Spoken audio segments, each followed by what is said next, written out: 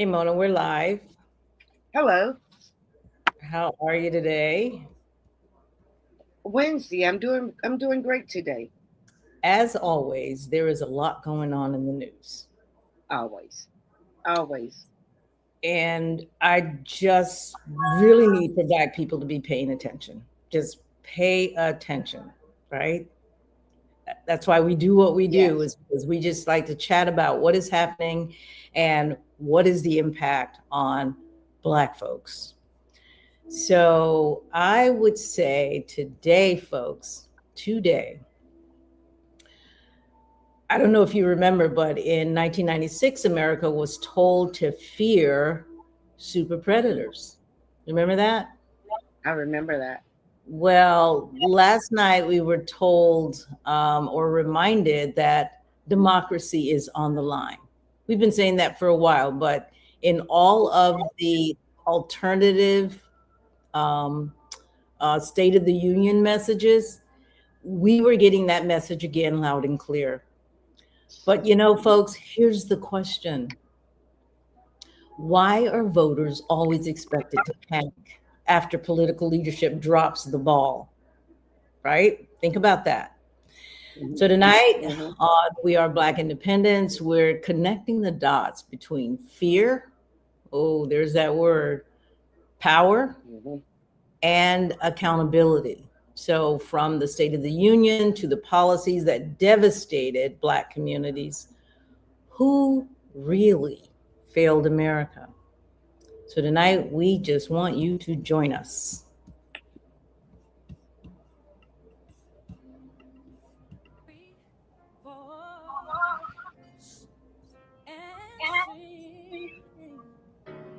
Till earth and heaven ring with the harmony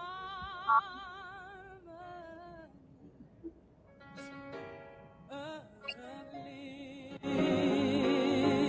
liberty.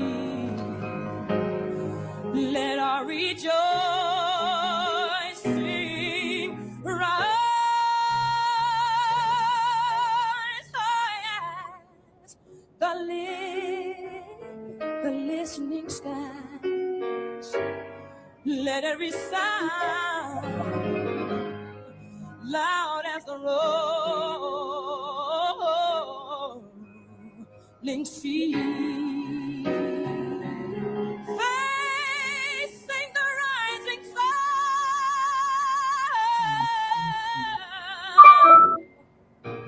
of a new day begun. Let it march on till victory.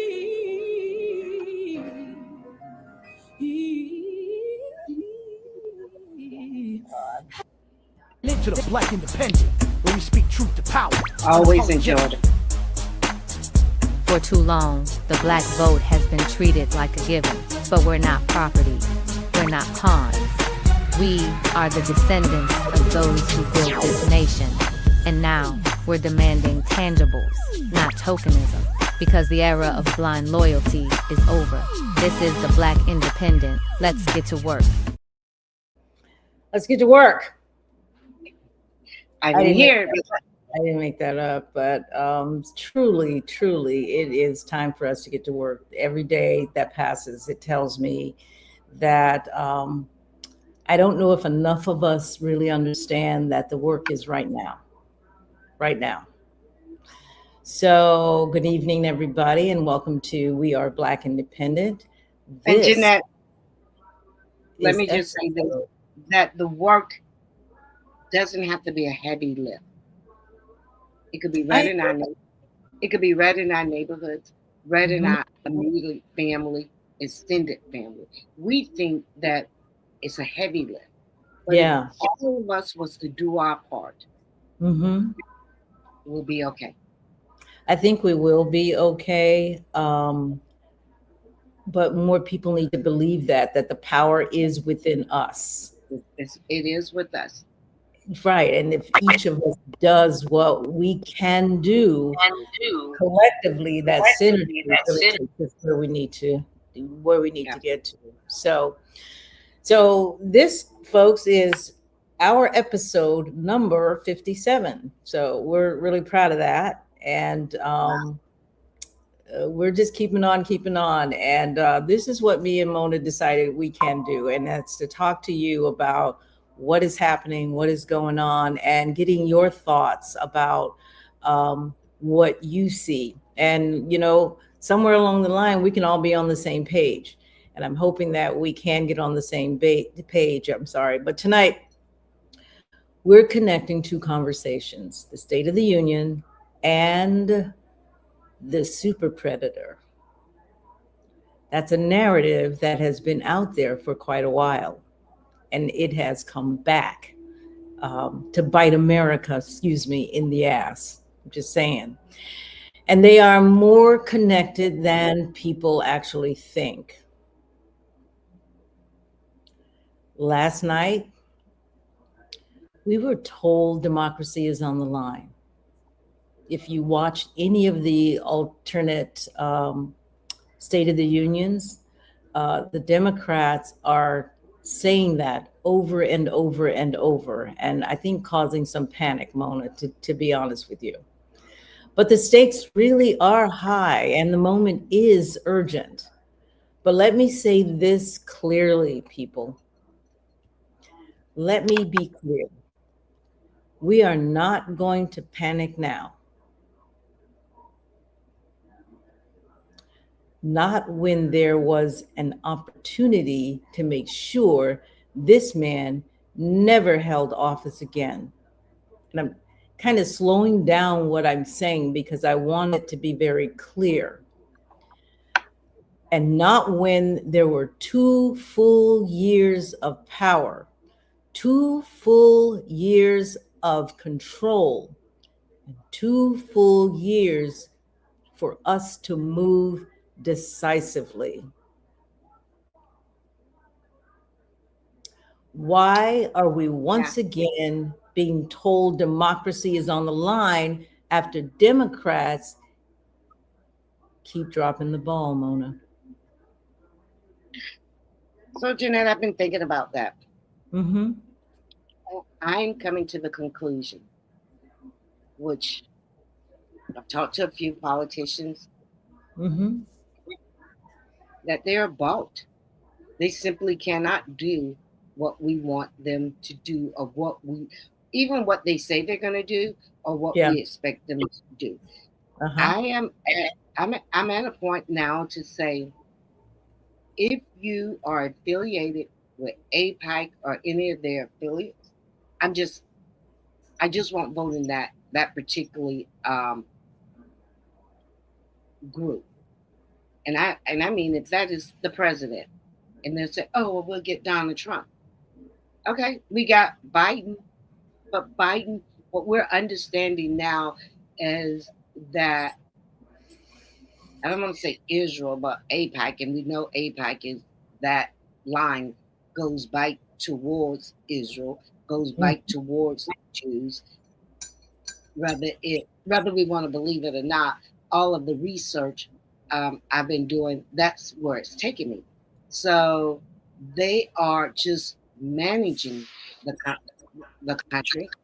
Mm-hmm. Our politicians just managing the states. They're Mhm. getting their marching orders from whoever put them in office. And that goes even for our local politician. And we're going to get into this next week about these cameras in the school zone. I saw an article last night, and it was just unbelievable. I Yeah. did post it on Facebook, and I said, wait, the judge himself is saying this isn't right, this isn't justice, and they just Right. removed it because he kept kicking out the charges. And I was like, wow, the government, you know. So yeah, I have a problem. And moving forward, if we as a people, and I'm talking about Black American ADOS, FBAs, could understand one thing: we're going to get behind this candidate, and we all get behind this candidate. Yeah. But We can show the power that we have because we have power. We Right. just aren't using it correctly, and we're all over the place, and we're so divided. You know, Right. the people that's in our leadership in the party, the Black Caucus, NAACP, although they don't really, but they continue to keep us in this burning house. What I Yeah, think but you and I try to do is say it is time to exit the burning house. Let the house Yes. burn, but we got to exit. and what we're saying, and what I'm going to say something about Robin Lockett, but what we're saying and what you just said is not new. We have tried, because I've been a part of it. I kind of came in on sort of the middle or toward the end, but we have tried to put together an agenda even here locally so that we can do what you suggest, and that is all of us line up behind one particular candidate in I would say in all of the races. We can every come race. up with an agenda with criteria for what the Black community wants or needs. We all line up behind that candidate and we vote in lockstep. It's been tried before. Only thing I would probably say we could have a little leeway in that in the district that that's particularly Black. So unless a white person get in there, but say like District 5 and District 3, if we got Mhm. 3 or 4 people in there, I don't want us, the community, to decide which one. But Mhm. in these other districts, yeah, we need to be finding out because I would like to believe in the districts that's particularly for Blacks, District 3 and District 5, that Mhm. any one of those candidates will be working in the best interest of the community. Now, when we Yeah. know they're not, then we have to go against them. So that I wouldn't probably say we can let that play out however it wants. But in every other district, we have to get behind. We say, here's what we want, and whoever say they could give it to us, or they willing to give it to us. So if I'm clear on what it is that you're saying in 5 and 3, District 5 and 3, definitely go through some primary process, and we, the Black community, decide which one actually we will support in the general. But we do that once if my candidate loses out, then by all Yes. means, I still support whoever that candidate is. Mhm. Because we've Mhm. decided whoever's okay. I think that's reasonable in terms of a strategy for the Black community, not Mhm. just locally, but on a state and federal level as well. Absolutely, absolutely. And from there, say like when we have District 6, District 7, 1, 2, and 3, we just get behind the candidate that we think that's going to deliver for us, that's going to fight for us, that particularly local, not be aligned with the mayor. I'm not saying be against the mayor, but put the best interest of the community first. Yeah, of course. But you know what I got in the mail today? I got Craig Yeah. Latimer just sent me my new card, right? I'm not sure why I got the card. Why you get a new card? Didn't you just change? Exactly. I just got a card when I made the change. So, but I also noticed because my niece's card came here, my mother's card, and I'm kind of looking at that to say there's something up that they are sending out. So, to the listening audience, did you get this in the mail? I heard about it yesterday. I was at a Florida Rising meeting and I heard somebody says, hey, I got a new card. Well, today I got a new card. So is something up? Are we purging and only sending cards out now to people who make the cut, if you will, and how many people are being left out? or have precincts changed, and this is our notification of any new precincts? That's my question. I don't really know why I got a new card. I just got one. Well, have you looked at your old card and see what's different?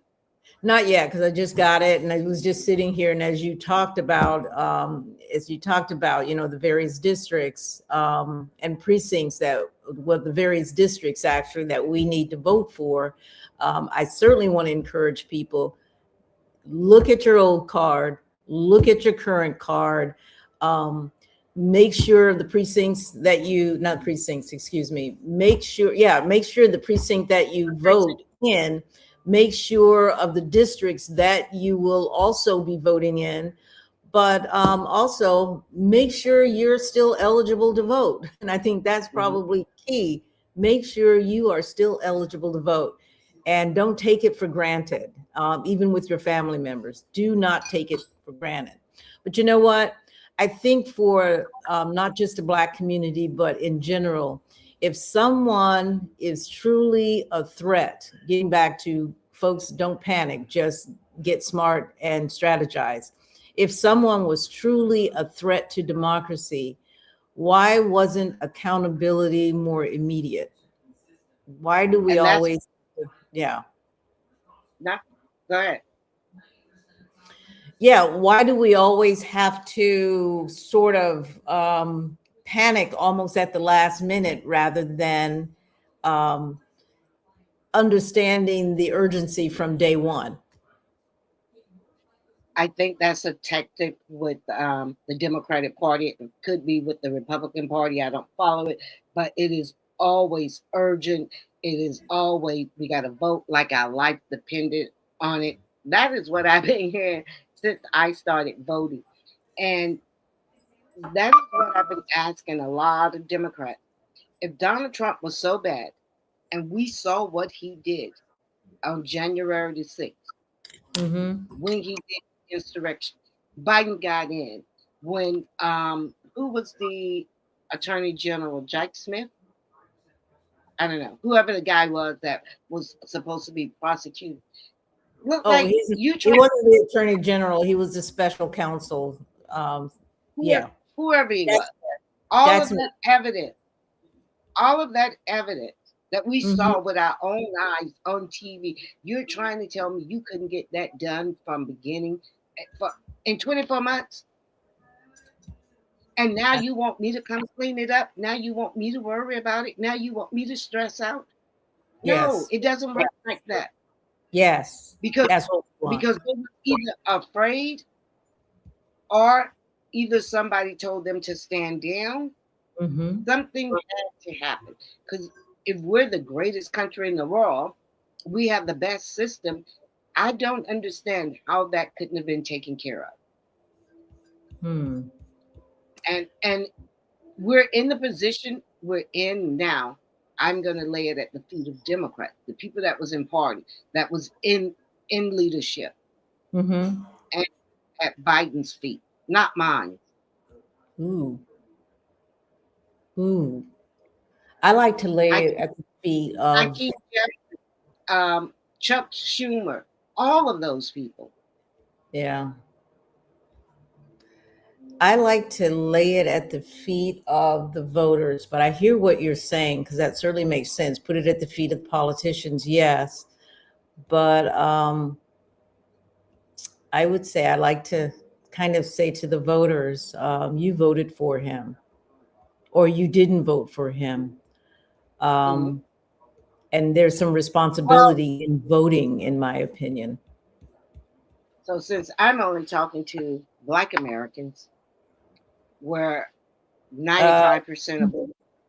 Okay, but you got Black Americans who, I mean, it's in my family. I can just tell you that right now. We did have a associate with.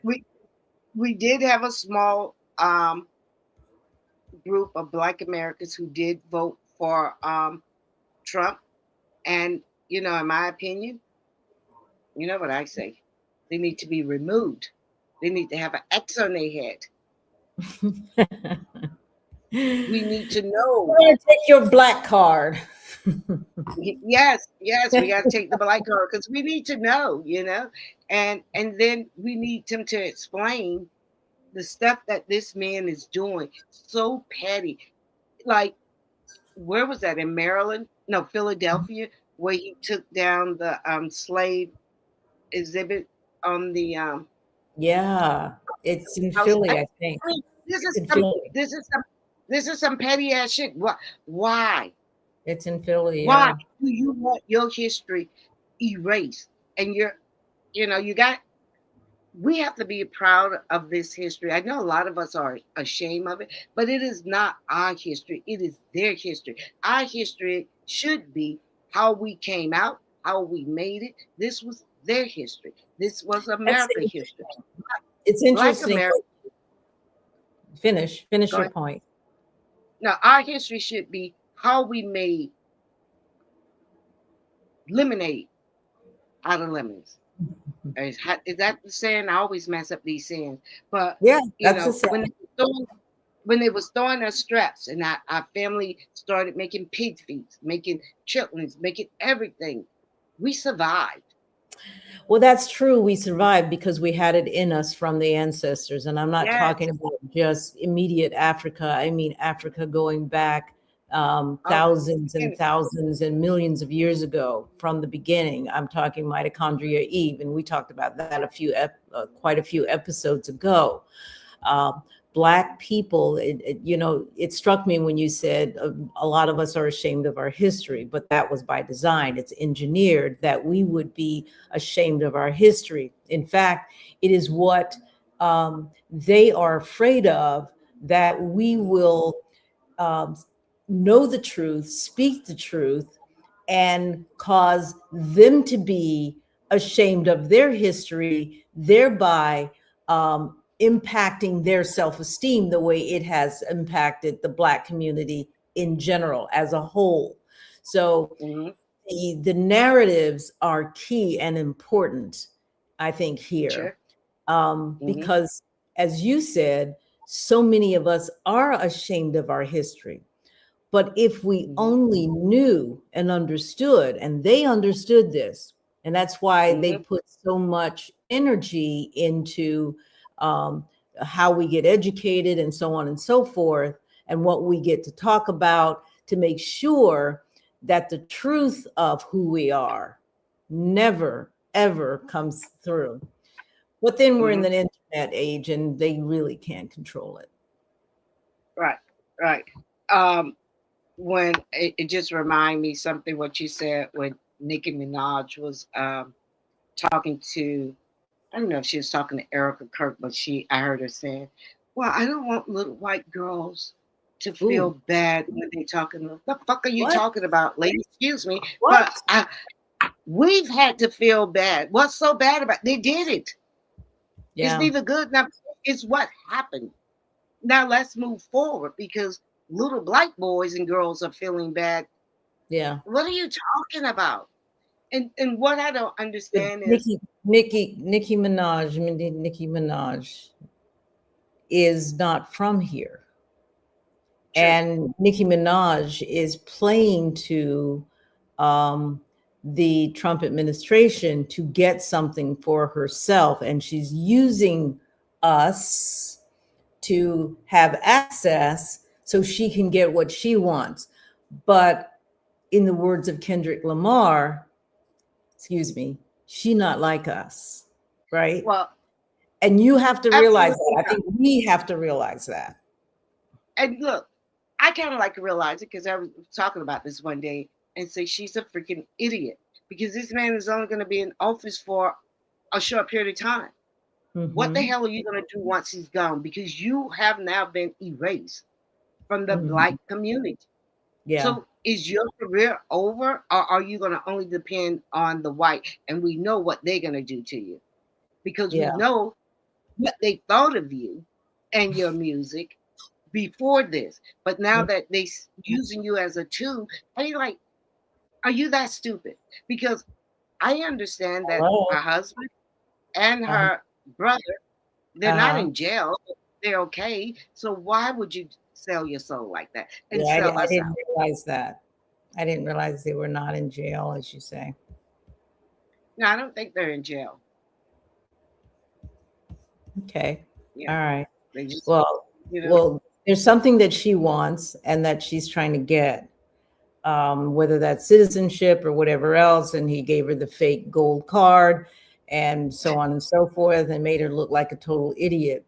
But that comes to us figuring out how to come together, regardless of where we're from, as you were indicating earlier, understanding the very different needs that we do have within the diaspora and moving forward together with, while respecting, I think, what our differences, moving together while at the same time respecting our differences. So so I all say right, let's let's talk talk about about what we saw last night. It's like, yes, um, yes. let's do that. You And go ahead and start because I'm so, what? so of course, I didn't look at the State of the Union because I do try to do whatever the majority say, and they say we will boycott it, and I was like, okay, um, I'll just Roland Martin, and there was a few other people who had the People's State of the Union, which all African American. But Jeanette, I tell you, so I was watching Roland Martin at first. Mhm. No, I was watching somebody else. Where was Joy Reid? Midas Angela touch. Rye. They were on another one. Joy Reid was And Midas touch. yes, yes. It was just the whole thing, and I don't know what the strategy was behind that, Hmm. is talking about stuff we already know. How bad he is, how awful he is. We already know this. What's the plan? How are we moving forward? Because Hmm. all I was saying, I'm going to give you an example of Yeah. Jasmine Crockett in the Democratic Party, right? Yeah. Jasmine Crockett, and I've been following it really, really well.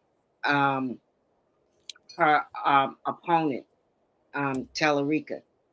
Now, I'm not saying it's him because I don't know, but I've just been hearing all these, not a lot, but hit ads against her. Hmm. He isn't doing that to him. Yeah. I don't know if it's the Democratic Party, the strategies, his campaign manager, or Right. whatever, but I'm liking it because they say they were going to run a clean race. And if these ads are coming out, not if these ads are coming out, it is his obligation to tell them to stop it. And he's Mm, not. he's not. He's not because Right. he's running scared. He has a little bit of fear, and Yeah. he feels entitled that this is his position to have. Yeah. I So think he does. he's trying to keep his hands clean. And in my opinion, Hmm. if he wins, I'm probably Hmm. going to have a hard time with the Democratic Party. It's the same thing with Wow. I felt Kathy Castor is really this woman sat in this seat, stayed in this seat, and Right. nobody think they should run against her in the Democratic Party. Why? The seat was supposed to be made for an African American, and you guys, black leaders, just went out and let her have the seat. It's almost been 20 years she's been in this seat. Yeah, you've said even yourself that as long as whoever it is, regardless of race, is carrying a Black agenda, we can get behind such, Sure, sure, right? sure. So, is Kathy Castor carrying a Black agenda? Not in my opinion. Okay, that's the question because we don't really focus on race. We focus on what do they stand for and do they understand what we stand for? And then we can move together accordingly. Mhm, I think that's mhm. where we are. Yes. So they will come back and say, oh, she's giving money to this organization. She's giving money to this organization. You're giving money to organizations. How has it improved District 5? Yeah, but the giving money 20, to organizations is not necessarily the metric that I think we should be paying attention to. And it gets us back absolutely. to, That's what, yeah, it gets us yes, back to that's that right. Black agenda. What's the agenda and how is it improving Black life in this case in our Mhm, district in Tampa? mhm. And And that's that my to point. me, yeah, that to And she me is should be able, where, she should be able to do both. You know, I do know that she gave to the Skills Center. Okay, I'm not giving you a pass for that because you should give to the Skills Center. no pass I'm from not, Mona. yeah, no, I'm not giving you a pass for that. And I'm sure, you know, every time I talk to anybody, they tell me, oh, she's done so much, she's brought so much back to our district. And then I say, how? Yeah. Where? Tell me how and where. And I can't get a clear answer on that. And I could be wrong. And I don't have a problem if I'm wrong to Mm-hmm. say I was wrong because you're correct. It's not about someone Black sitting in that seat. Right. It really is. It really isn't. But that particular seat, it is about somebody Black because it was made. We haven't.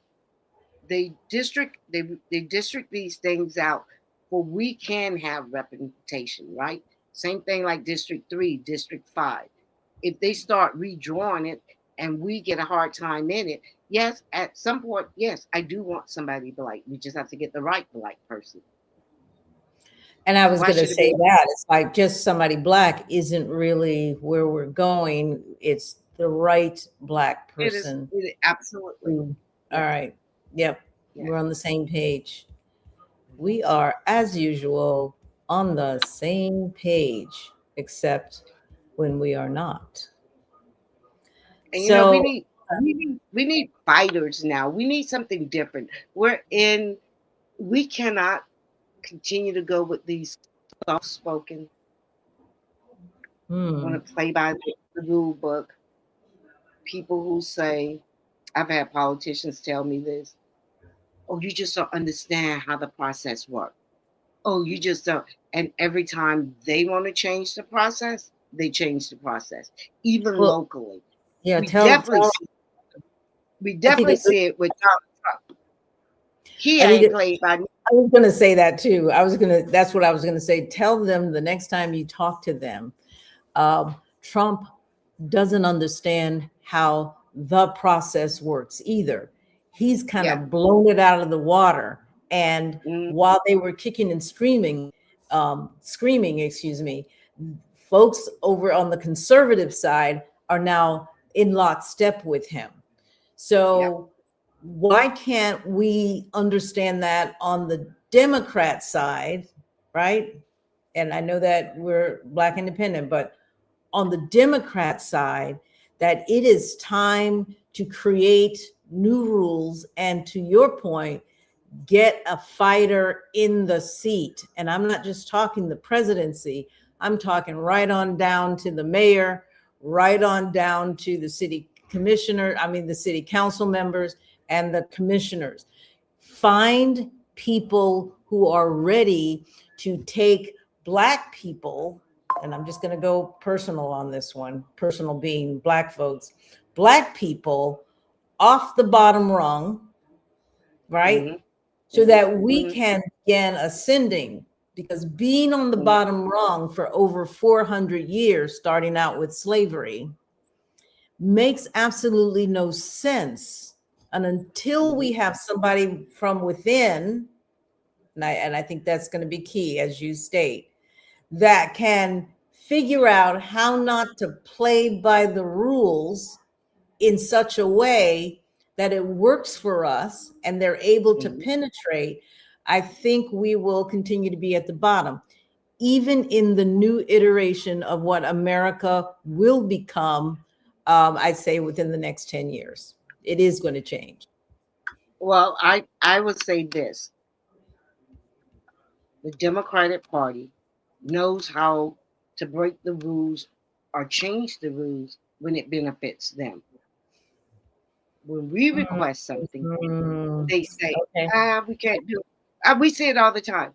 I'm just going to talk about local. Mm-hmm. When Tony Daniels started disrupting city council Mm-hmm. to the way the chair didn't like it, Mm-hmm. they changed the goddamn rules, right? I didn't follow that quite, but yeah, I didn't follow it right. either, but I just followed the highlights, and they did it. When Mm-hmm. any, because I do follow city council, when they want the rules to be changed, they make a way to make it work for them. And we already know most law people are going to do that. It's only when Negroes want something done, they say, "Oh, that it can't be done," and then we don't have people who's there willing to fight for us to push it to say that it can be done. Yeah, that's the key. Are And we? I go back to 568. I could go back to that because Mhm. I believe there was something that could have been done. And Yeah. if the council people, even if the mayor said no, it could Mhm. have been a way that they could have forced her hand. But they gave up so quickly. Oh, the governor just said, we can't do this, and we're not going to do that. But Mhm. I've looked at multiple things when it came down to grants and Mhm. things couldn't be done. They figured other ways to get it done. Right. All I Yeah. know, if you want it done, it could get done. And that's true within the Black community as well, but we've got to find those people who can push an agenda through. So Mhm. it's got to be a skill of not just being a shit kicker. You've also got to understand the lay of the land and how things work and what rules can be broken and just how. How do we All push rules, an all agenda? rules could be, all rules could be broken. Of course, because They most have of the them, wait, Mona, most of them were created when you got civil rights. yes, They didn't yes. have a lot of these rules until you and people that look like you got civil rights, Mhm. and suddenly, I'm trying to post on my Facebook, so I'm looking both ways. But suddenly, they had to make these rules. So yes, especially if you understand the origin of the rules, why were the rules created in the first place? You have to Mhm. have people in place who are not just willing to go along to get along and accept whatever it is that we are given, what little piece Mhm. of the pie we are given, and can lead and fight for Black rights, because nobody else is there to do it. No.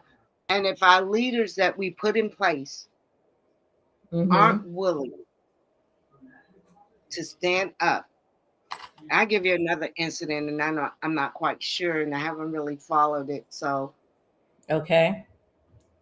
Naya Young, Oh, they wow. did a vote. They did a vote on, and I was kind of big on saying, "Hey, let's push back, let her do what she needs to do." Right? Okay. Hmm. But the CRA was going to put out these entry um, signs going into each neighborhood, right? Now, this was Okay. something that was put in place almost, I remember in 2018, 2019, probably. I can't remember if it was under Natasha Goodley or Connie Burton, but it was Okay. something we was trying to do a long time ago, right? Right. And then it started back up sometime last year, and they Hmm. sent out surveys asking the community to um, to vote on which design you like. Hmm. Heard her say she wasn't aware of this. And I'm like, you're sitting on city council. You hadn't been following city council. When did you decide that you want to run for city council? Did you have any injuries, or did you just decide when Gwen Henderson died. And we made a mistake there because if that's the case, you should have gotten that survey. I got the survey like 2 or 3 times, and I don't know if it was in 2025, 2024, but I voted on it. But they said that only a few people had voted on it, and she said that Mm. she wanted to give the community more time to vote on it. Okay. Right. So they, Right. they put it back out, and more people voted on it. Okay. Um, Apparently, the one that had 124 votes, that was the highest, and the one that ended up deciding on picking was Mhm. not the highest. I don't know if it was 48 votes. The of one they other ended right? up picking, the one that was chosen was not the highest in terms of the Right. survey results. Oh, Mhm. So I'm like, what the fuck we redo this for? If you already made up your mind, you didn't care about what the community want, or if someone already told you what to do. So I don't like that. That Now to me, that's going to be a big F for her. It is going to be a big when we grade her because that right there just wasted time, and it's also going to be a big F on the other 6 city council people because they all voted in alignment with her. And I don't care if that's what she wanted. If mhm. you asked to put it back out there and you was gonna go with the majority, then why didn't you go with the majority? See that? Yeah. And I haven't really been able to talk with anybody like Connie and them. I need to ask Connie, maybe Alice and them who go down there, um, um, Daryl and them on the agenda. How did that happen? Because to me, now explain that to me. I don't know that I can. I wasn't really following it. I know it from maybe conversations you and I had previous to this, and what I'm reading on Facebook in terms of people commenting that a vote happened, but it seemed that it wasn't really representative of the folks that voted in the survey, the Hmm. results. And that there was some people that really was challenging the fact that she was not following what her constituents said necessarily or not representing. But I don't know anything beyond that, Yeah, pretty except much to me say either. that's the job. That's the job, is to represent and at least speak to whatever concerns.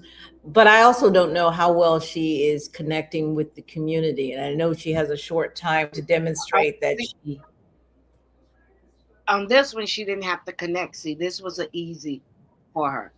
an If easy you layup. asked them, yeah, it was an easy layup because I was watching it that morning. I happened to actually be watching that morning when it first came out, and the Hmm. guy really wanted to push forward anyway. So Hmm. you could have just let him push forward because they end up going with the one he wanted to push forward with anyway. So did they get behind the scenes and tell this is the way you have to go, irregardless of what the community have said? Hmm. I got a problem with that. Yeah. Again, it is how well is she connecting with the community so that when she's sitting there, she pretty much has a good idea of what they want, or don't The want. And goddamn survey told you they wanted. She did the survey. She put the survey back out. Cedric McCray told her, we don't have to do this. We've already done it. This is the one that was picked. what do you mean she put the survey back out? She put the survey back out. See, I Because don't really know. all right, so Okay. they originally came down to say, here's where we're gonna go. This is the one we're going with. And I Yeah. think Connie said that it might have been something she didn't want. A lot of people didn't vote on it. She voted against it.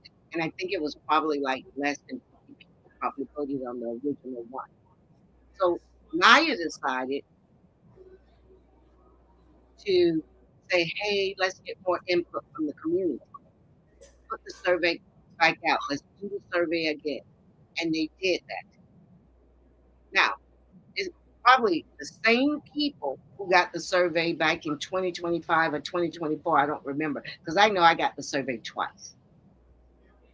And I filled it out, and I don't know which one. And I'm always either sign would didn't matter to me. So it didn't really make a difference one way or the other. Whatever the majority wants, that's where I'm going. But the majority spoke the second time. 125 spoke. Now, Right. the second place came in under 50 votes. First place came in at 125, I believe. I'm not too sure on the numbers, but it wasn't close. But she picked option B when option A had the most votes. But why did she pick it? I'm pretty sure she would have said, and here's why this is good for the community. Why did she pick option B rather No, than A? you know, she can't do that because you asked for a survey. You said you would go with the majority. You got the goddamn survey. I see where you're going with this So, one. she did it because that's what she was told to do, and maybe they I thought see. the survey would have been vice versa. Yeah, yeah. Representing. You know, you are not doing what the majority want, or somebody told you to go with option B, and that's a problem. Okay, so that's, She I mean, didn't have to get printed on that, and every other council person will as well, because they could have came up. I didn't see the meeting that day, but it looked like the chair, mhm, Al, should have said, "Well, I don't know about that, Maya. We should go with the majority. mhm, Community has voted. We should go with the majority." Or you would expect one of them, Lynn Hertag, Bill Carson, Vieira, was Maniscalco, Charlie. I'm not going to say one way or the other, but mhm. all of them are probably running for something to say, yeah, I'm not sure about that. I know with what the majority wanted. And we're going to have to hold them accountable for that. Right, Right. right. They want to ask to say, this is what they do. This is how they get out of step. This is how, if she's a plant, this is how they can all be plants, but this is how they can let it fall Unlike, on her. But this is how they can let it fall on her. We don't want to go against her. It's her district. No, because the ones at large, you represent us too. yeah, true that. And we give these people a pass. And that's a problem.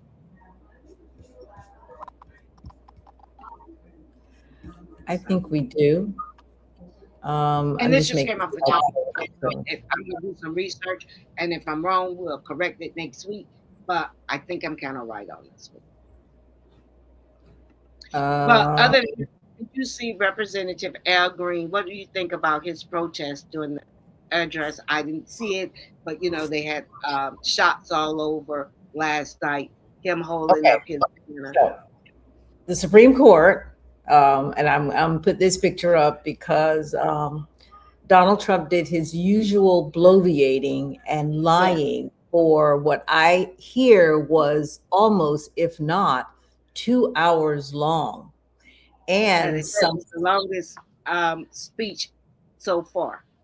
exactly. So, and what could he have to talk about except Right. all the wonderful, great things that he has done for America? Now, he didn't say Black folks. He saves that for when he's trying to have a conversation about Black folks and how we love him. And last night was a cluster, I would say. And I did not watch it. I did not watch it on purpose. Oh, But of course. what I heard was, and I'm going to get to Al Green. What I heard was 4 Supreme Court justices showed up, 5 did not. When has that ever happened? And I want the biggest thing is, where was Clarence Thomas? I don't know. because not showing up speak volume as just as much as showing up. Absolutely, absolutely. So we're happy that Justice Ketanji Brown did not show up. Yes, we are happy about And that. we understand why she didn't. She's protesting it. Exactly, exactly. So that is the case. But so some 70 or so representatives, senators chose not to, because Moni and I mentioned that there were the alternative State of the Unions by Midas Touch and by the Family Party. There's a family party that I know Summer. Ooh, I forgot. So Representative Summer Lee, she spoke, and I liked what she said last night. But good old Al Green shows up. And you see that sign back there? Black people aren't apes. He kept raising that sign, I heard. And this was reported by CNN. They threw him out. But this is the second year he has been thrown out of the State of the Union. The protest is real, folks. And there are some that are willing to take the fight to the front lines. And I would say the State of the Union speech is the front line. And I think that, kudos to Al Green, Representative Al Green, for getting kicked out yet again. Now, last time he did it, he was sanctioned by the House of Representatives. And so he was told, bad, don't do that again. So he was sanctioned. He's about to get sanctioned again, y'all. He's about to get sanctioned again. So let me ask you this. Did Marjorie Taylor Greene and all of her people, when they used to do Biden, and the first time I really heard, no, it's not the first time, because I remember watching it one time under George Bush, and they were yelling, not as much, not like it is now, but when Barack was there, and you remember somebody yelled, Marjorie Taylor Greene. Oh, that wasn't Marjorie Taylor Greene. No, it was a guy. It was a guy. I know. I can almost picture him in my mind. Yeah, and I just thought of, and somebody out there knows who. Let us know. But I don't remember. But it was one of those like loud kind of people that said a bunch of crap back then. Real quick before we go on, question: is Nia Young Caribbean or from the Caribbean? I don't know that. And usually I know that about politicians because I always want to know what's your frame of reference, right? And some people might not see that as important. I do. But I do not know. Is she Caribbean? Is she from the islands? I didn't think of that, but they probably are. I don't know. I really don't know, but I certainly will ask about that or research that. So good question. And well, I'm saying good question, but I would want to know why the question. I know from my perspective why I need to know what your frame of reference, and maybe that's yours as well. But listen, that's the question. Moving forward, I'm sorry, but in most of these things, with the urgency of now, that I'm voting for ADOS. Or FBAs, because they're not going to fight the way, like this woman. I'm not sure where she's from, but she's from the Virgin Islands, I believe. No, I don't know. But she was on the Epstein file, and and it showed. I was looking at the video. They were showing in real time while they were doing a vote live. He's texting her, telling her what to do. So this Yeah, kind I of heard shit we about can have.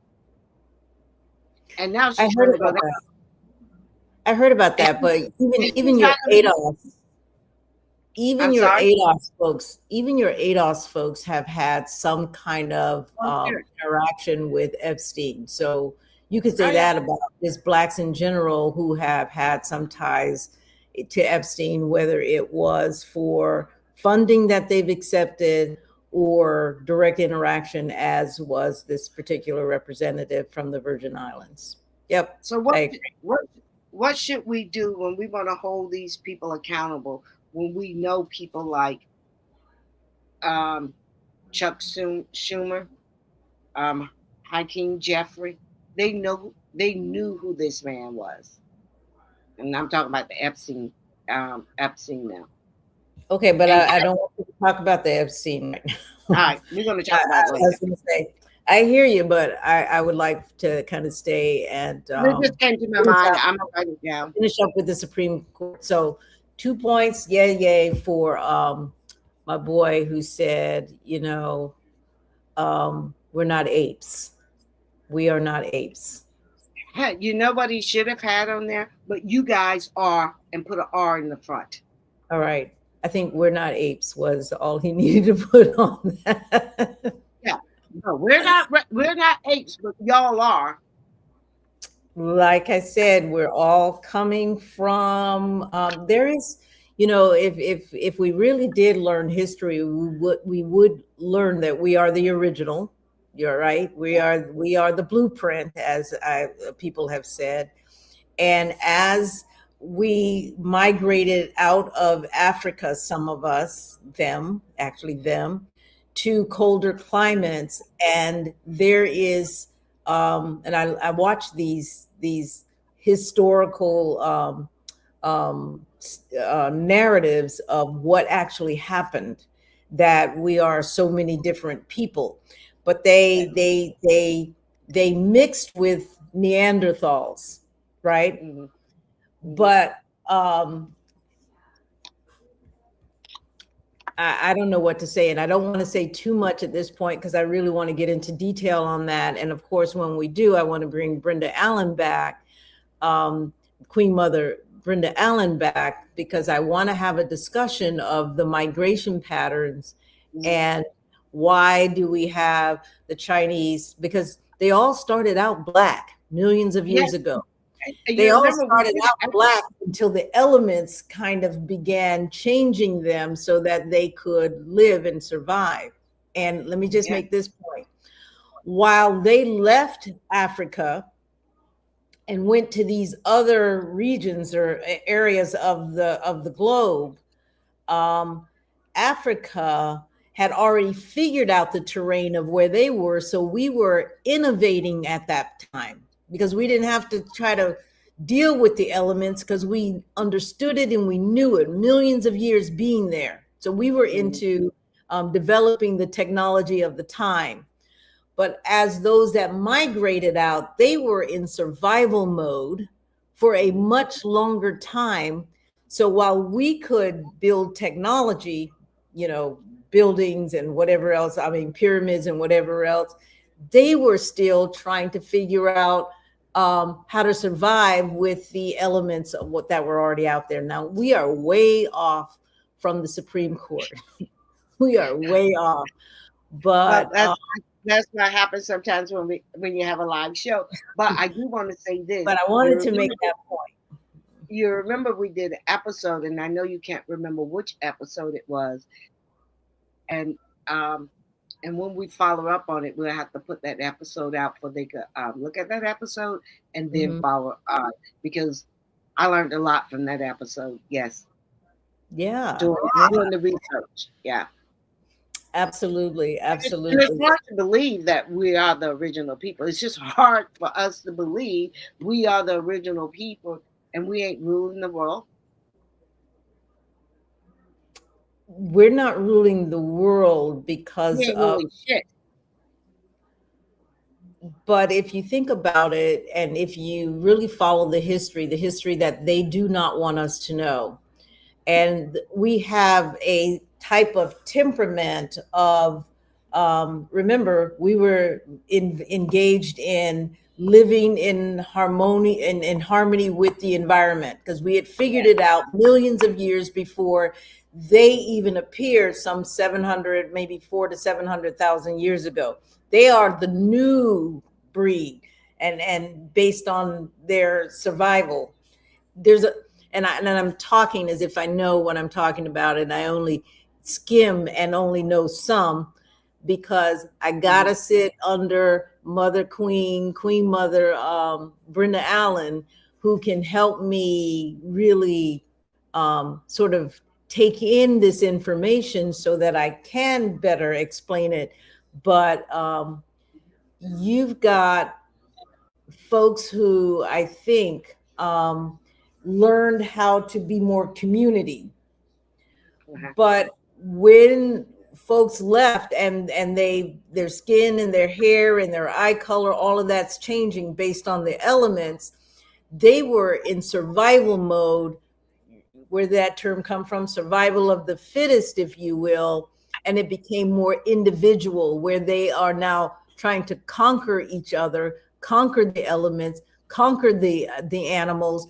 We're in overpowering each other. But that's not where we were. We were in more community mode.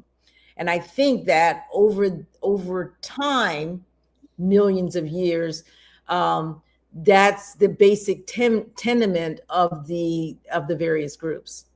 And that's my opinion, more so than anything else, based on information that I've been reading. Well, pretty much you're correct, but I don't like it. Yes.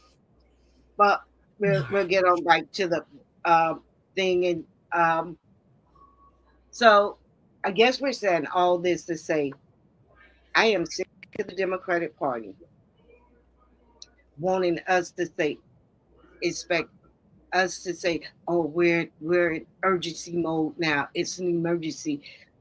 They want us to turn out now.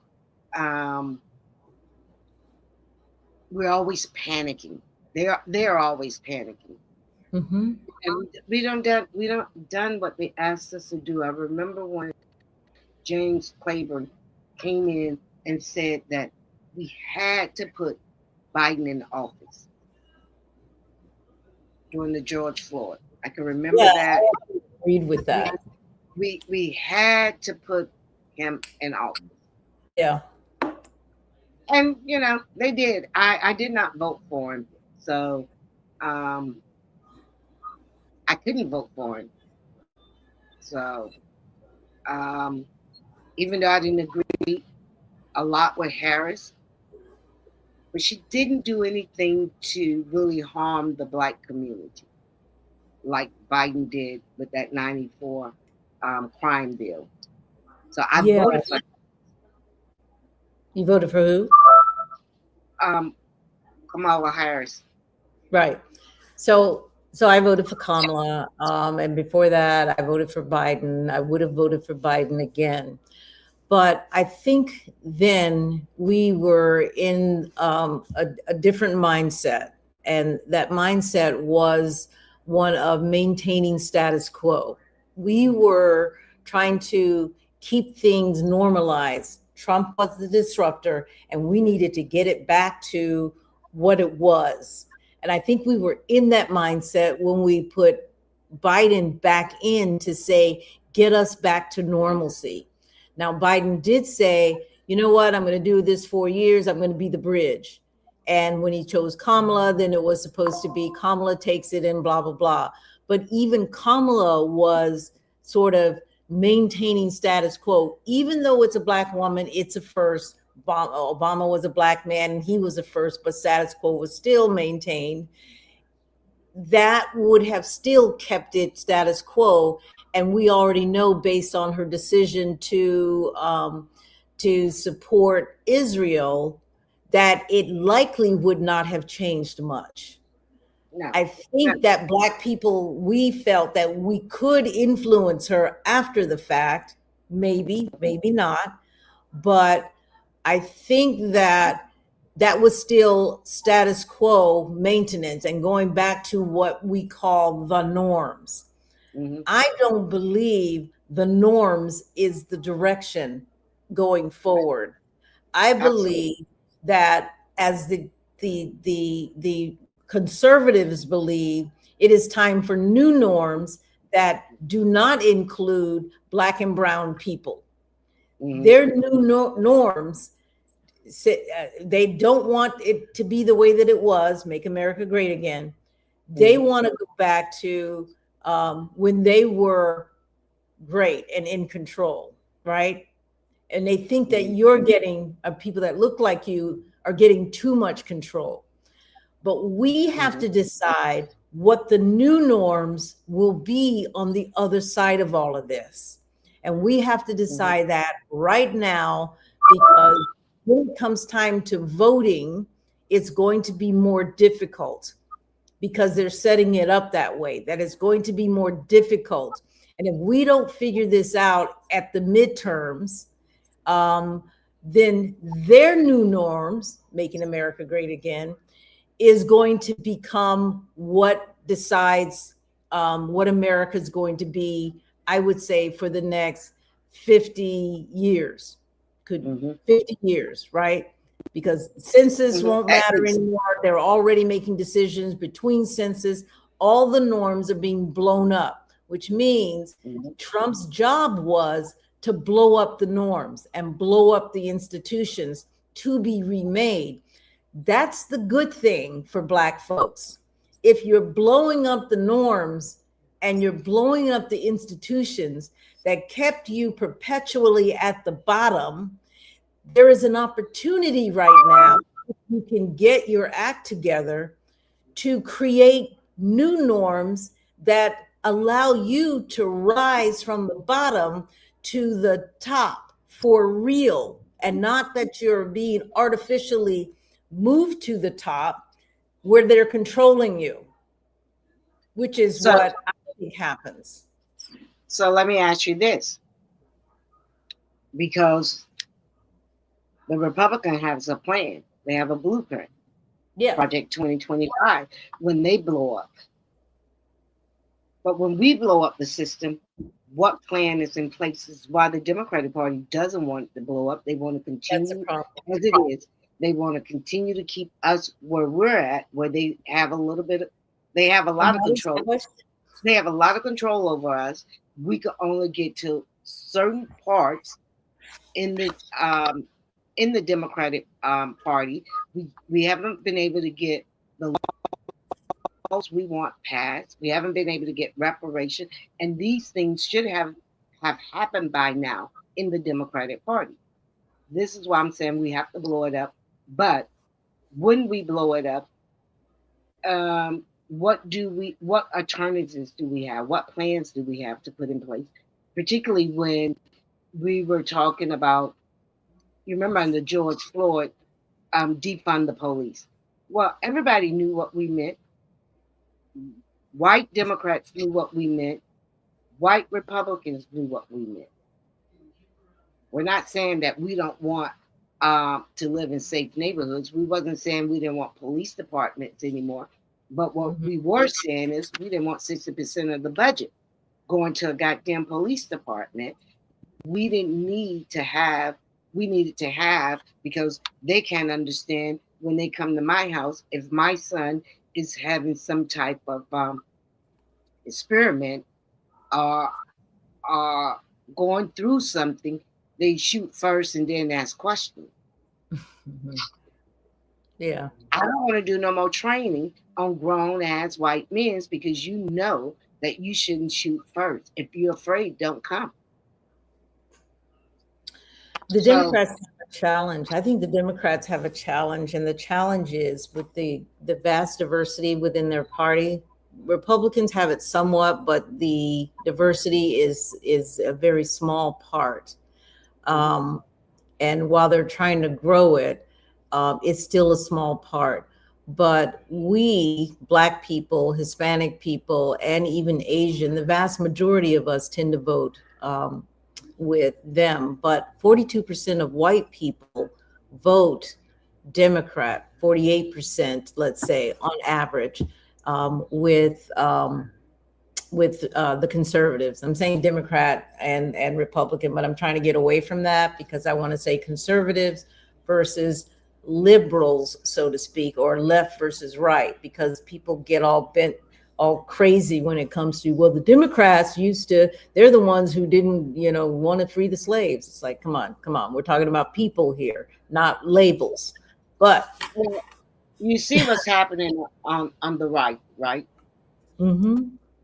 That it is only going to be ruled by white people.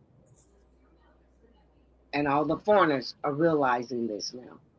They're realizing it now. That is true. And while they realize it, the conservatives know that they have to destroy the systems so that they cannot vote against them in the future. They know they cannot win because of the woke nature of Black and brown people, given all the crap that they're throwing our way. So they have to destroy the systems. They must make it more difficult for them to vote in the future. But that 40%, go ahead. But here's the problem in the Democratic side, where they were, go ahead, where they were always at the top, always in positions. They will allow you to have this position, and now, like Texas, we're saying, no, we want Jasmine Crockett as our next senator. And they're going to have a problem with that because each group realize whiteness want to be in control, total control. So, yes, that's exactly what I was going to say, that 42% that votes liberal or on the left or Democrat, they're not with you. Not all of them. No, there's a great deal. And so you got the moderates that are, I could be on either side of that center point. And then you've got the liberals, but they don't necessarily want you to have reparations. And you know what? They don't necessarily want your children to do better than their children. And you know what? They don't necessarily want a lot of the things that you want. So while they're voting with you, because it's just like back in the slavery, even Lincoln said, we don't think you should be slaves, but we don't think you're really. I'm not interested in freeing you. I'm interested in saving the union. He was interested in saving the union. He said that's true. That is true. That slavery. But he really didn't feel like we should be competing with them, as did the people in the North who did not want us competing with them for jobs and so on and so forth.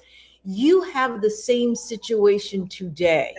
It is the same situation. And we really need to understand that yes, we might be fighting on the same side, the union, let's say, but within that fight, we have some major differences that on the other side of that fight, we're not going to give you what you want. And that is what happened after the Civil War. It is what will happen now. And that's one of the reasons I think Democrats are really struggling, because they cannot talk to all of those diverse groups and make sure that they're getting what they want, because they don't want them to have what they want. But they realize, we should be equal, but my equal should not be equal to your equal. Right. Does that make sense? Absolutely. They want to rule. They want to have control. Absolutely. They'll let you in a little. And what I'm saying, and what I've always said since I left the Democratic Party, is I won't give you my support either. Mm-hmm. You're not giving me. I'm for fair and equal. It can't be about because they really do just use us to get whatever it is they want. That is correct. And that's we were even see that here plainly in our city. Our city is ran. Now, Jane Castor is probably true at heart a Republican, but she switched parties and ran as a Democrat. But city council is all Democrat. how in the hell could our neighborhood still look the way they look? And it's been like that for a long time. Yeah, And we simply got to wake up. that's it. We have to wake up. We simply got to wake up and pull our votes together and Right. pick, because everybody is fighting. And I understand that every community is fighting for um, part of the budget, but it appears that every community is getting it as well. Yeah. Yeah. But, the Democrats or the folks on the left want urgency right now, and they want turnout right now. And it Yeah. takes us back to the Civil War. They wanted to save the Union, and that was urgent for them to save the Union. When they found that they could potentially lose, and Frederick Douglass says, well, you need Black folks, and you need to let Black folks help fight. They didn't really want to do that, but they had to because they were losing. And that war got turned around when Black folks ran it. I'm just saying. Yeah. But they wanted to save the Union. And as you said, freeing the slaves was sort of Secondary. it wasn't what they set out to do, but there was a sense of urgency to save the Union. Today, there is a sense of urgency by the Democrats to save democracy. They really don't necessarily care about you Black folks getting reparations and whatever else, but they do need you to save democracy. And For they them. realize that. For them, they want democracy saved and they want control. Yeah. For them. And they want, and so the panic button will be hit. They're going to hit the panic button. We all need to be. So when we hear, even from people that look like us, especially with our decision to sort of break away from the Democrats and say, you know what, we're Black independents, and we're going to look at every issue and every person with an eye on what have you done for Black folks lately. Folks don't really like that because the panic button has been hit. And we're hearing it from people that we know extremely well, right? But accountability should not be seasonal, it shouldn't be seasonal. And I think that's what is happening now. The closer we get to election, bam, people are trying to hold each other accountable, us accountable for bad decisions that are made by the parties, right? Bad decisions that are made, yeah. Like I'm getting all these emails, and I'm sure you are, from the Democratic Party. Donate to the Democratic Party. We're on a hard donation. We need this now. And I can remember when I first started, I would be sending money and didn't realize I'm sending to help get a races in some other state, but I'm sending it to the party, and they're really not helping people that look like me, because I hear it all the time that the party itself is very limited on who they help or how much they give. Yeah. So I would say now, and I think it probably started a couple of things. I would never send money to the party again. I would send money to the individual candidates. I would support them. Definitely, that makes a lot of sense. And again, we have to figure out what is our strategy, and that likely is a strategy that Black independents, but also Black Democrats need to think about. Just think about it, y'all. That's all we're saying. They pick the race that they feel that need the most attention, the most money. They get to decide that. And I'm talking about, so locally, here's what I know. I own Townsend, for one, when she was over the Democratic Party. And I was like, how did this race get this type of money, but you did not? The only difference I would see is one was black and one was white, Yeah. and she get to Well, make that. that's really true. And I think what's general is that when two candidates are running, let's go to Texas with Tallarico and Jasmine Crockett. When two candidates are running, the Democrats make an assessment over who is likely to win. This is a statewide seat. They look at the terrain, they look at white people and what they want, and black people, they don't really look at black people and what they want. But they tend to go with white folks because they know that white folks are A, going to turn out, and B, they're going to likely vote white, even though Jasmine Crockett in this instance has the national name and has raised money for the party, especially during the last presidential election, And I fought for the party. has fought for the party at the state and the federal level, because that's how we got to know her when she was leaving to avoid some bad policy in Texas. She's got the the creds, if you will. Absolutely. He does not. But who do you think they're going to vote for, right? Well, how did that work out? It just reminds me when Jesse Jackson was running, and they picked the caucus. Yeah. Okay, Mhm. they get to decide instead of letting it play out. Yeah. I say let it play out, because for the most part, whoever wins the primary, everybody should get behind, unless you're saying we have too many races in the Democratic Party that they will not vote for a black woman. And then that's your job to get those people in line. Wow. Yeah. Basically that's what they're saying. They're saying the bigger picture under Jesse Jackson, even though he won so many primaries, I believe he would have done way better than Dukakis with Ronald Reagan. Yeah. Yeah. But you have to, America is a racist country, right? People are scared to say and if you it. don't want to bet on me, I'm not betting on you. But the Democrats know that America is a racist country. They're not going to necessarily say it, but they know that. So when they know they're racist. They know they're racist. Right. But when black politicians run and they have a black persona, Barack Obama did not have a black persona.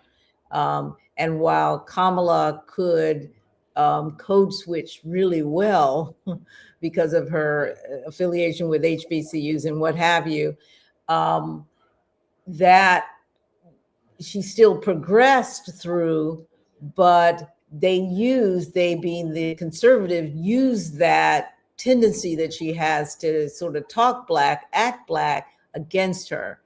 And that was that whole fear strategy that they use, because they know America is inherently a racist country, and there's enough of them that you can pretty much even scare away some of the Democrats. But Tallarico's campaigns, he's getting a lot of money compared to Jasmine Crockett.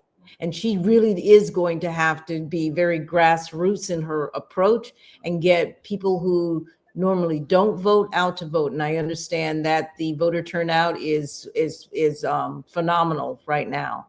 The question is, who are they voting for the Democrats, I mean. But so campaign donations, they do matter. Lobbying, all of that stuff matter. Influence matters. But you are correct, Mona, when you say this is a race to watch as to what the Democrats do in terms of choosing Jasmine or Tallarico. And Black people, you need to understand the message of whatever happens. There is a message in there for you. It's always a message. You've got to be able to hear it and respond and be responsive. And push back up push back against it and let them know, hey, we're not going to tolerate this anymore. Okay, that's assuming that Talarico wins, but if Jasmine wins, then that's a message as well. Well, yes, it's a message that we are enough, that she was able to, she has a great, I understand, ground game, and that Yep. is something that the Democratic Party has failed to do, that we have to get people on the ground knocking on those doors. That is what we, and that takes money. And they don't want to invest money in the Black community. They want you to go out there and do this stuff for free. It's not going to happen like that anymore. Yeah, that's true. That's true.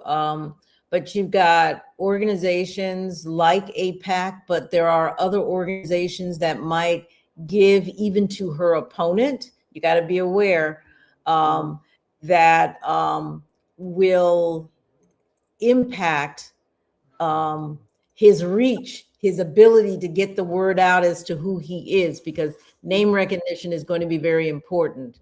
I can't say that I don't dislike him, because I was watching him respond to things and what have you, and I'm like, oh, smooth guy, very smooth.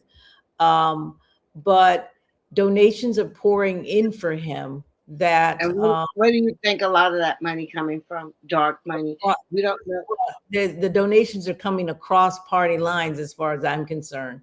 They are pushing him over her. Sure.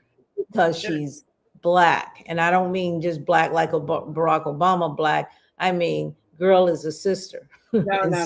She's Adolph's Black.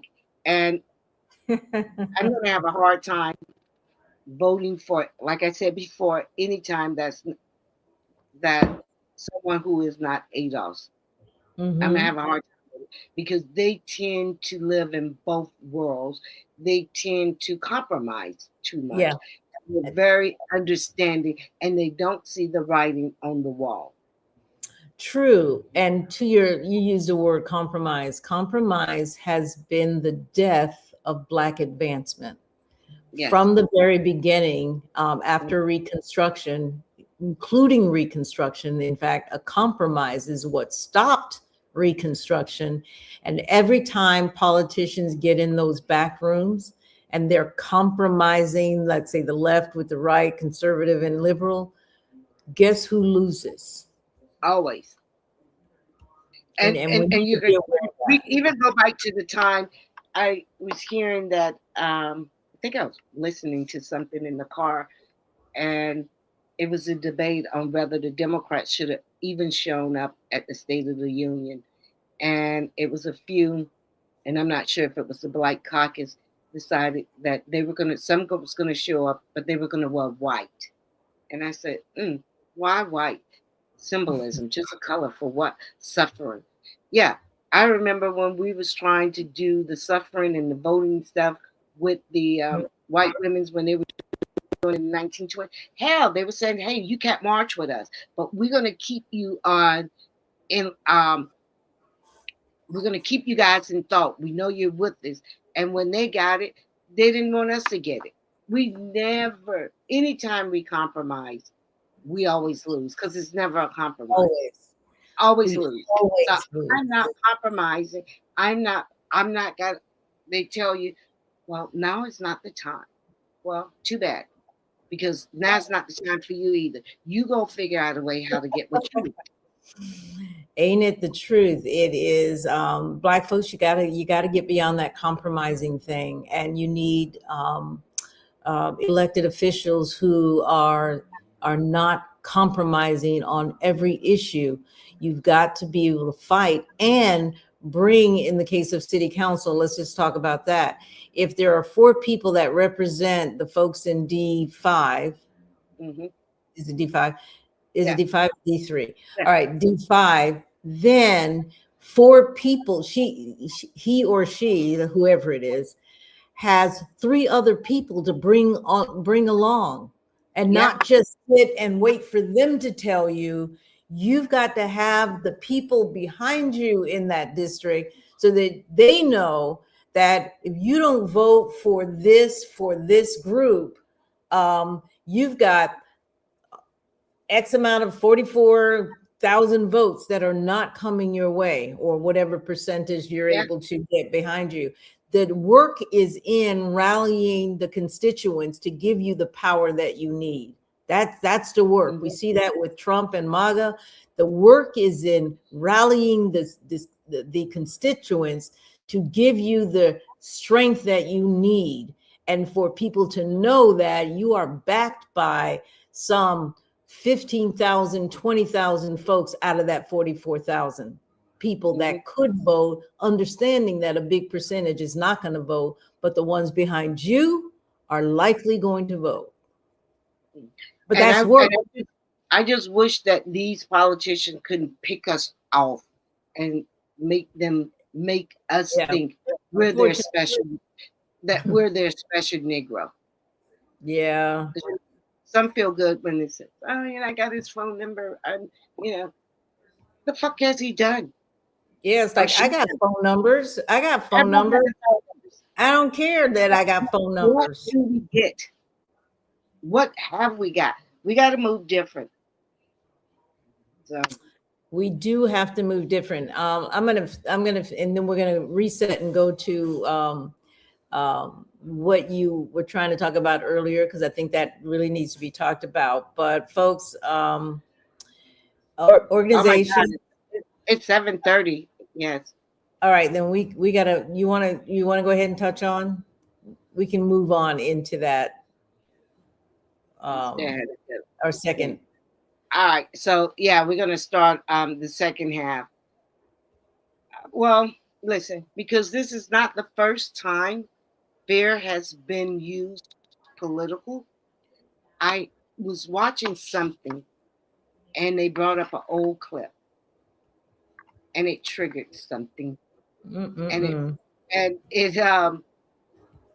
it kind of made me feel good to know why I do what I do and why I hold my convictions like I hold them. Why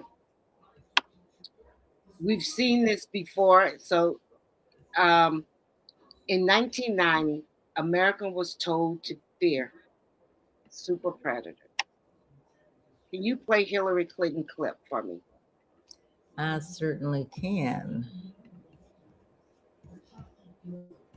Capital and are a public service of your television provider. C-SPAN, created by cable. The fourth challenge is to take back our streets from crime, gangs, and drugs.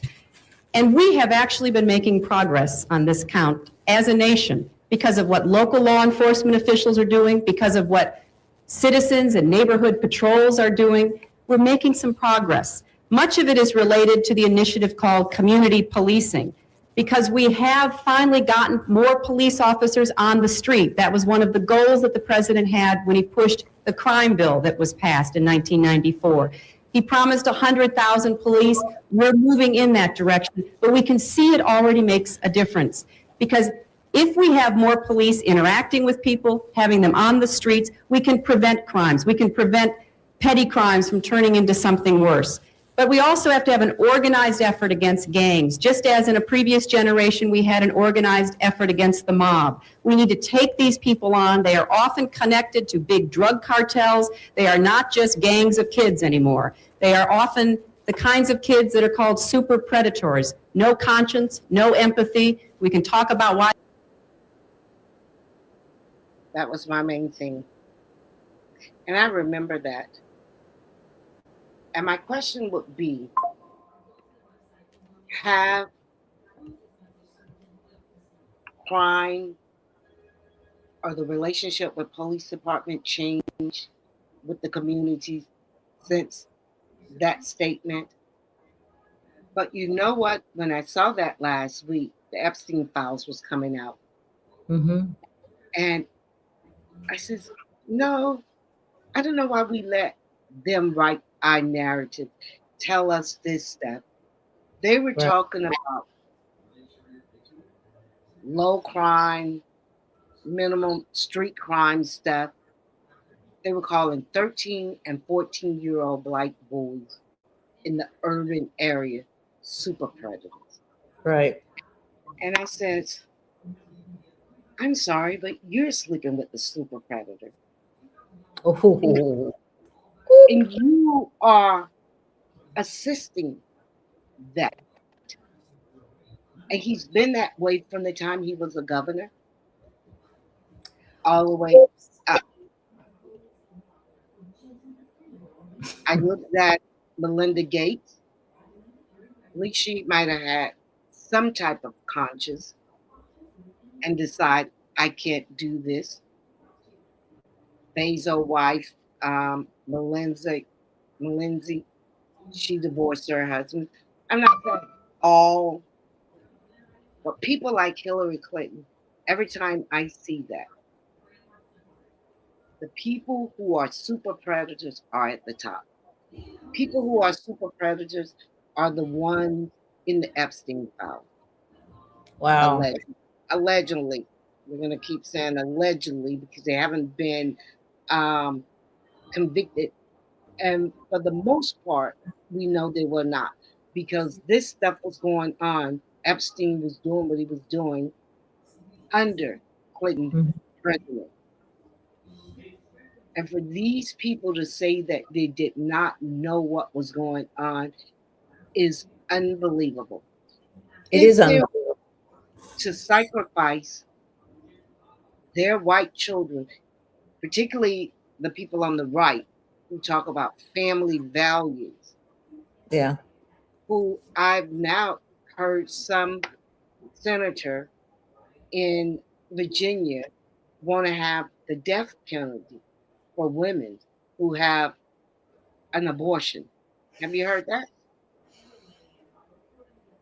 No, Yeah, I have it came out not. sometime last.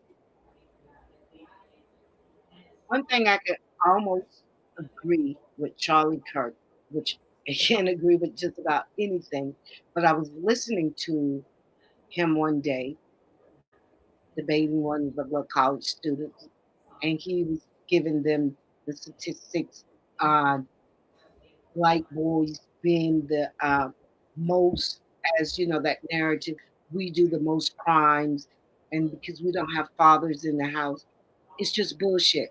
I don't let anybody say that because it is not true. But he said that he believed that they should bring back public execution. This is what this little 31-year-old was saying and they were talking about black kids they go out and do something.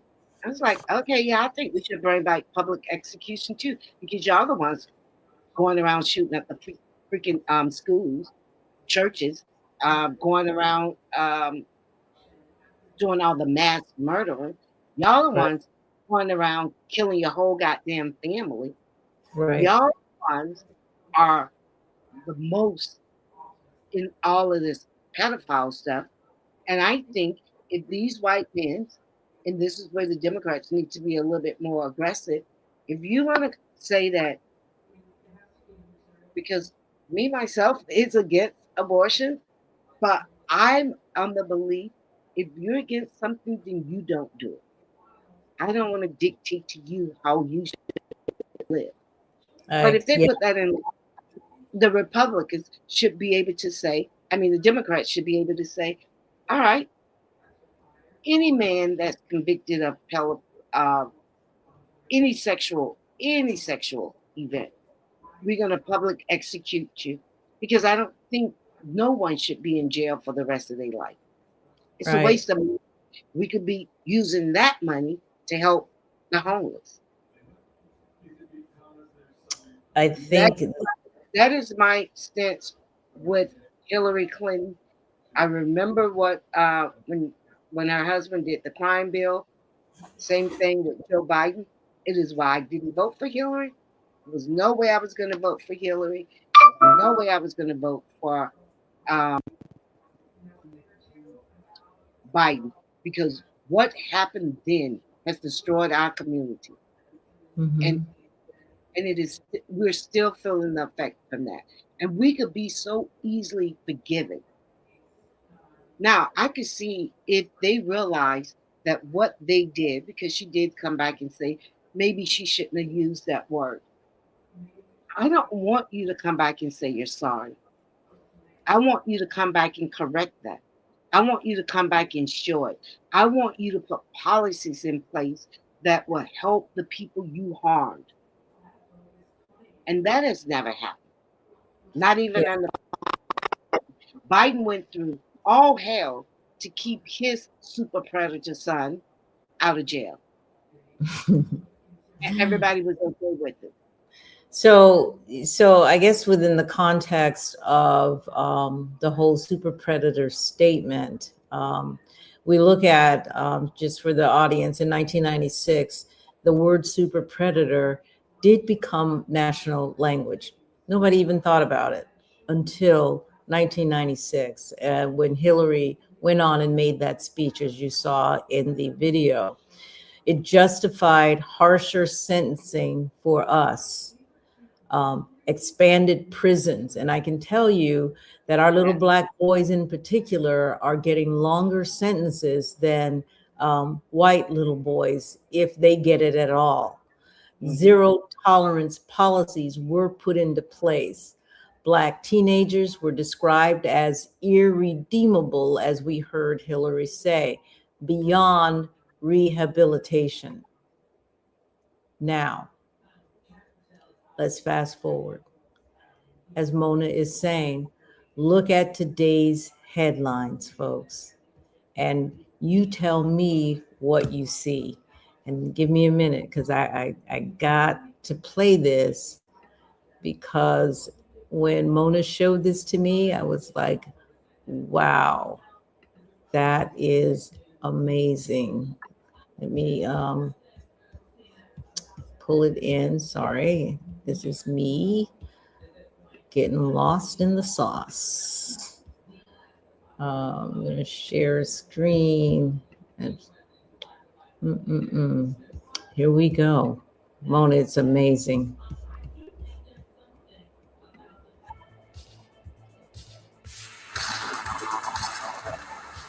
Y'all hear the beat of the music a little bit. Check these out. Look at the names. This is, folks. These are the top 100 names in the Epstein file. Anybody you recognize? The people you don't? There's a lot of them. And look at the flag. What's common about the people that you see? And as Mona said, look at the flags. Where are these people? So it's an international proposition. We're not focusing on little Black boys and men. Now, today, we're looking at a real super predator. Corporate executives, pastors, billionaires. Look at that, Sarah Ferguson, right? Yes. Alan Dershowitz. Now, Alan Dershowitz was Trump's lawyer in the hearings, the impeachment hearings. As well. Alex Wessner, who's under fire right now. But you're not going to tell me he didn't participate. Look at there, racing drivers, interior designers. Come on, folks. These are everyday people. These aren't Black teenager boys. Diplomats. David Brooks, an author out of Canada. These are names that I definitely know. I've read some of their writings and things like that. This list keeps going. And Jeanette, you talking about corporate America, Congress, wealth, mega churches.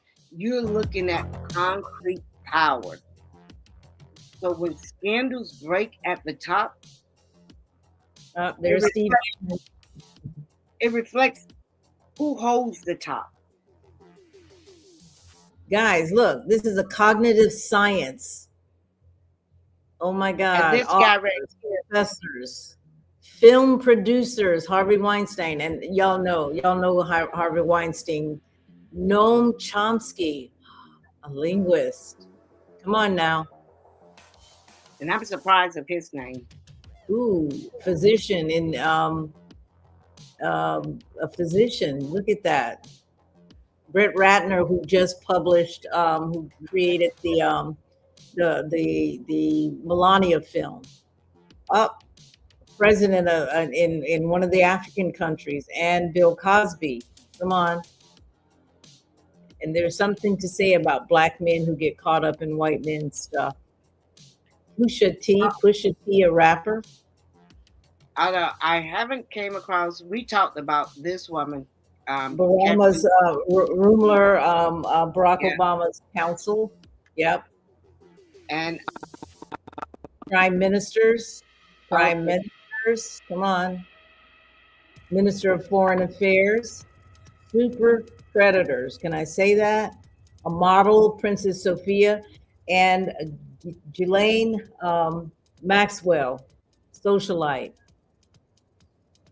Super predators. Oh, I'm not sure why some of these names are here. Dalai Lama, for example. Dalai Lama, come on. Philanthropist Melinda French Gates. And Melinda said, yes, she met him, and she was probably Woody Allen's daughter, Woody Allen. Now, some of them are in there because they were associated with maybe one of the predators. Jay-Z is in there, Mick Jagger, Diana they're Ross. not all accused. They're not all Exactly. accused. Now, y'all remember Kevin Spacey, Naomi But Campbell. I would say the majority of it, and Naomi Campbell might be like a Maxwell.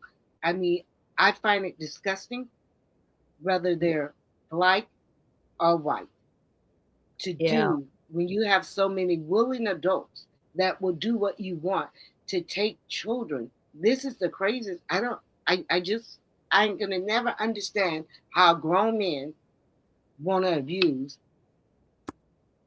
a child. Yeah. And I want to make this narrative what Hillary Clinton was saying that pisses me off so much, because when she was talking about crime, it was associated with poor like youth.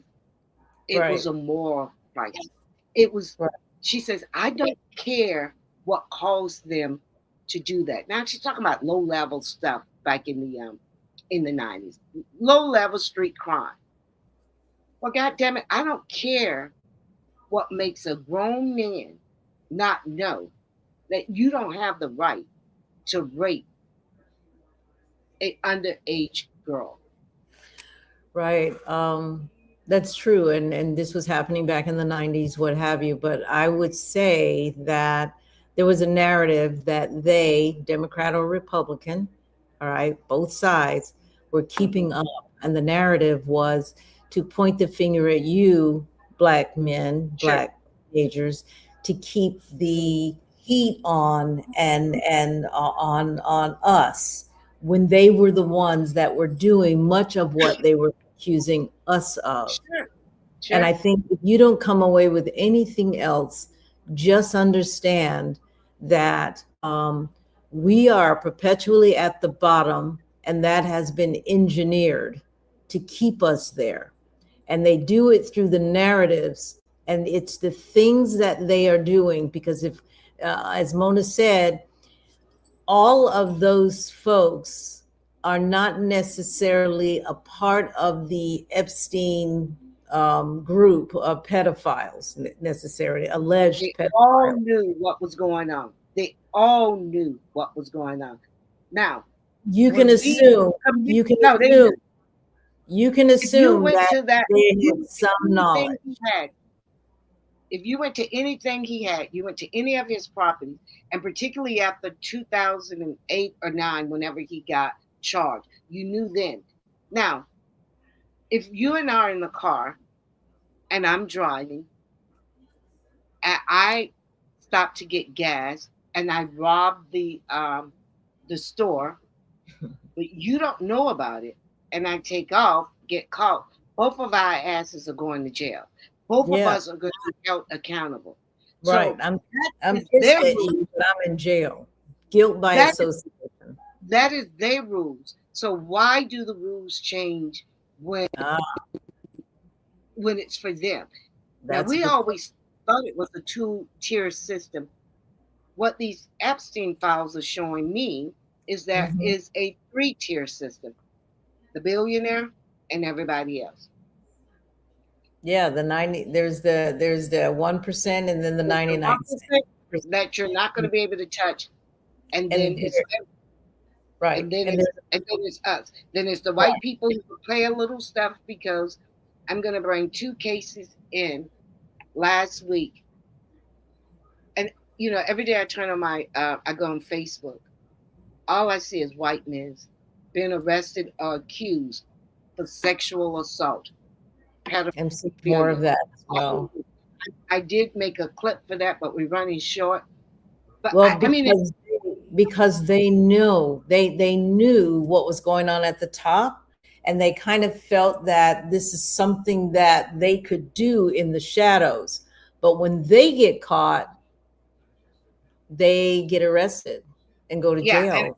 and That I one, would feel some kind of way if I was Trump's um, loyalty, and I just got arrested for what you guys aren't going to jail for, and I'm going to spend some time in jail. Mhm. I would feel some kind of way, but they're Well, still, I don't they have don't to have worry to about deal with I don't have to worry about it anymore because in most states you won't be able to vote anyway. So because you got arrested, not my problem. And hopefully right. white America is starting to understand that. But I always But say there but are secret. I say this, and I want us to find out how this works. So maybe about 2 or 3 weeks ago, a guy, and I'm gonna paraphrase, he pleaded guilty to child rape, and he was ex Mike Deal. I don't know if he was a captain or a colonel. He was one of those. Now it happened a while back, but the young woman just reported it. Well, he pleaded out, and he gets 8 years. Then Mhm. the state attorney now sometimes put these arrests on Facebook, right? But I never saw that arrest. I happened to see it on Channel 28 News, Mm. and then I see this black man. He Mhm. gets 3 life sentences Ooh. for pretty much the same thing. And I Yeah. was like, what the heck? 3 life sentences? That's just crazy. How can you get? How you giving it? Now, I agree, both should be in jail. I agree that I actually believe that these people cannot change, that they do need to die or something. They just, I don't know what needs to happen. But I don't understand how one could get 8 years. And I'm sure they're going to say, oh, well, this crime is different from that crime. But I don't understand, if you raping a child, 'cause both Ooh. rape children, but one Yes. get 8 years and one get 3 life sentences. How? Because now you can imagine, one is white and one is black. Racism. I don't know. And Uh, I'm and, just and saying. one was on Facebook. It's how I saw one on Facebook. The other one I did see it on the news. But the one on Facebook, and I happened to read it because the black guy. I know why I Mhm. read it. It said 3 life sentences, and I said, "Damn, what did he do? 3 life Yeah, but sentences?" that's typical. As we It's said, always, it's black just a, men get punishments at a much higher rate and much more severe than white men do. It's yes. part of that whole passing thing that I'm going to talk about. But the term super predator was never just about crime, folks. It was about who society decided was disposable, right? Yeah. And this has been the entire time. You're at the bottom rung. You are not at the top of the race hierarchy. You are at the bottom. And the stories that get told keep us there. and who society decided was protectable. Those folks at the top, the very top, that 1%, a lot of the folks in the middle are trying to deal with. They're not in the protected class. The protected class is what is being termed now as the Epstein class. And I thought that was the most appropriate term for it, because there's a lot of degeneracy at the very top. Power protects power, Yes. not party, power. Yes. Whether they're Democrat or Republican, that's what they do. And that's why, not be confused by it. and that's why they did not arrest or charge Trump, because of None of power that. protect. Right now, Yes. 0 arrests other than Ghislaine Maxwell and, of course, Epstein, who committed suicide. Supposedly. Committed suicide. Exactly. And that's why we refuse blind loyalty, folks. Yes. We refuse selective outrage.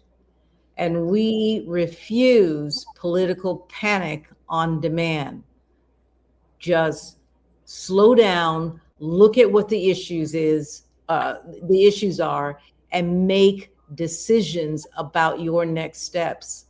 Because if America misidentified the threat in 1996, super predator, who's the super predator and who's not, we have to question the narratives being pushed right now. So I need you to think about that. And we want to change the narrative and give our own, okay? Yeah. We cannot let them tell us who we are. Of course. We gotta write our own narrative and then tell them who they are. But don't get caught up in their urgency, because if you do, you will not be creating your own narratives and your own strategy for what happens next in the Black community. Because I don't know that we have a plan at this point. I understand from a friend of mine, good friend, Rodney, he's been on, that the Democrats have a plan. Why aren't we as a community looking at their plan against ADOS plan, against FBA's plan, against any of those Black plans that are out there? Where is the concerted effort to decide what does Black America look like on the other side of what is going on right now? Because there will be another side. And we can either stay on the bottom as we have been for 400 years since slavery, or we can develop that plan. We can begin talking about that plan.